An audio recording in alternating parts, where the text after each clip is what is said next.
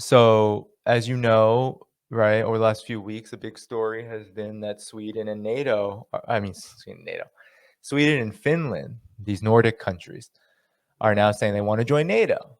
And of course, there were alarm bells. Of course, there are alarm bells with Russia because, well, Russia expected those countries to remain neutral.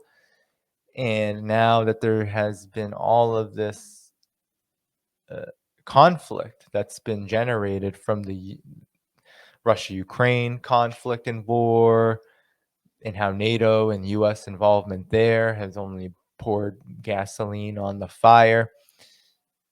Russia was saying, wow, this is an incredibly provocative move and there will be consequences. And rightfully so. Uh, Finland shares a 1,300-kilometer border with Russia. Sweden, right, is geostrategically important because it it shares a long border with the Baltic Sea, which is an incredibly important body of water, which is for Russia economically. So having NATO installations and troops and um, exercises and whatnot happening there already would cause just even more problems for Russia than they already have, given the states like Estonia, Latvia, Lithuania, right, already being part of NATO. This only adds to the drama, to the conflict. And so NATO expanding, right? It should be mind-blowing because NATO doesn't have a right to exist, right? NATO's whole purpose was to so-called defend the West from the Soviet Union. And of course, people don't remember that the Warsaw Pact actually started later. And so that reasoning is still a little iffy, right? We should more so be calling the NATO a Cold War instrument because it was formed as a way to provoke the Soviet Union, as a way to continue on the war by other means. This Cold War that was new at that time, but this Cold War, that's what NATO is all about. That's why NATO absorbed all those Nazis that I've talked about in this program, because Operation Paperclip and things like that necessitated in the minds of the Western imperialists, the U.S. elite in particular, necessitated a sort of by any means necessary approach to undermine socialism and the Soviet Union.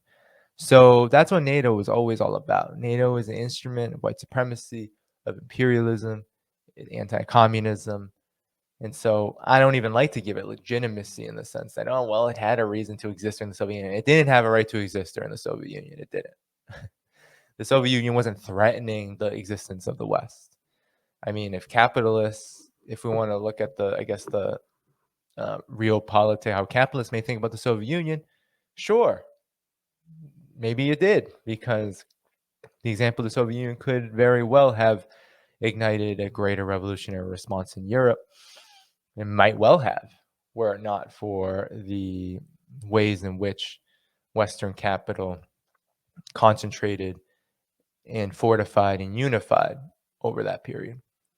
So sure, but I don't believe NATO ever had the right to exist. But nonetheless, now that after it had made all these assurances, the United States in particular, to the former Soviet Union, or to the Soviet Union at the time, to Gorbachev right before the disastrous dissolution of the Soviet Union, saying, okay, we're not going to expand another inch eastward. Well, NATO has not only expanded right along Russia's border, right, but now it's seeking to basically include all the countries that surround Russia, including Finland and Sweden, which supposedly have all this time of being neutral, decades upon decades. Now, just a little, I guess, pin, right? Something that we should pin is that these countries have actually been very much involved in the imperialist apparatus, the US-led imperialist order. They have been taking NATO's commands for a long time. They have been taking orders from NATO for a long time. Sweden is one of the biggest weapons producers. Finland and Sweden, they do participate in military exercises. Sweden in particular has participated in very controversial military exercises, I believe in 2018, but it's been an ongoing problem, and Russia has said it's a problem, but it's not real. Of course, no one listens to Russia when it comes to the imperialists. So, nonetheless, the situation is pretty grave, right? Just a couple of days ago, the United States said it was going to, or NATO said it was going to fast track membership. But there's a little bit of a snag in these plans, and the snag has to do with Turkey. So this is what I always find ironic about Turkey, right? Turkey has some dual interests, right? Turkey has this new Ottomanism. It's trying to expand an empire in and of itself regionally. It's trying to become a regional power. It's also been trying to do this off the backs of Western imperialism. So it has for a long time wanted EU membership, has never gotten it, was able to secure NATO membership, but it has pretty significant disagreements on some points with NATO. One of the things that, right, is very interesting about this is that some believed that Turkey was defending Russia when it spoke out against the Finland-Sweden idea. But actually it was defending itself, and we are finding out that Turkey actually has all these demands that it wants met before it would even consider it being allowable for Sweden and Finland to join NATO. And so I'm going to share this RT article with all of you just to let you know what Turkey is thinking. And Turkey has come out today and said, actually, because some people were like, oh, Turkey is not serious about this. Turkey is right. Turkey is just like, how serious, how far will it go? Will it actually vote this proposal down? And it looks like there was breaking news today that is going to happen. So Turkey has some selfish motivations for this. So we have to understand that there's some real politic going on here. There's some political divisions that aren't necessarily wonderful for humanity and for people, but they're real. And if they do end up blocking this, I guess we could say that that's a net positive. But it says Ankara start to block Finland and Sweden bids reportedly has nothing to do with Russia. And here's this list of demands. So it wants the removal of sanctions imposed on Ankara over its purchase of S-400 missile defense systems from Russia and a re-inclusion in the F-35 advanced aircraft program, Bloomberg reported on Tuesday, citing 3 senior Turkish officials. So on May 15th, so a couple of days ago, there's an announcement to join NATO for Sweden and Finland. But all members of the alliance would have to unanimously support their bids, and Turkey said it would not back Helsinki and Stockholm because they do not have here's another personal thing. They don't have a clear and unequivocal stance against the Kurdistan Workers' Party, PKK, and the Revolutionary People's Liberation Front, groups Ankara considers terrorist organizations. So Erdogan came right out and said, Erdogan's administration came out and said, these countries need to stop supporting terrorism, quote unquote. So they have a record, these two countries, of granting political asylum for people from Turkey, ethnic Kurds in particular, fleeing internal conflicts, which Ankara finds unacceptable. According to Bloomberg, Turkish leadership demands that Sweden and Finland publicly denounce not only the PKK, but also its affiliates before being allowed to join the bloc. So there you have it. So Turkey's wish list actually is much longer than that. So it wants re-inclusion, this F-35 program. It wants the sanctions to be lifted. It has an outstanding request to the U.S. to purchase dozens of F-16 warplanes and upgrade kits for its existing fleet. So that's what they want. Turkey says we want this, and we'll let Sweden and Finland join. All right. Not necessarily the most, I don't know what to say. Like for us as anti-imperialists, we're not here cheering on Turkey saying, yeah, get what you need from NATO, right? But we understand that these divisions are important. And they're important because while Turkey is this kind of aspiring imperialist power, while Turkey does have some dual interests, it does have a relationship with Russia. It does have a relationship with China. it doesn't want to lose those things, especially with Russia. It definitely does not want to lose that relationship, but it wouldn't anyway. I don't think Russia's in a position to be selective about friends, really. Most countries don't have the luxury to be selective about that.